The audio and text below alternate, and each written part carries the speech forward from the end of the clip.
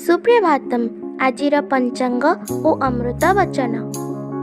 सुप्रभातम्। अद्य दिवसस्य पञ्चाङ्गम्। अद्य श्री श्वेतवराहकल्पस्य वैवस्वतमन्वन्तरः द्वितीयपरार्धः उत्तरायणः ग्रीष्मऋतुः वैशाखमासस्य कृष्णपक्षचतुर्थी तिथिः बृहस्पतिवासरश्च शुक्लाब्द सप्तविंशत्यधिक एकपञ्चाशत्शतं विक्रमसंवत् 2020 अप्रिल् मासस्य 17 तारिका। अद्य दिवसः सर्वेषां कृते मङ्गलमयं भवतु इति विभुपदारविन्दयोः विनम्रप्रार्थना।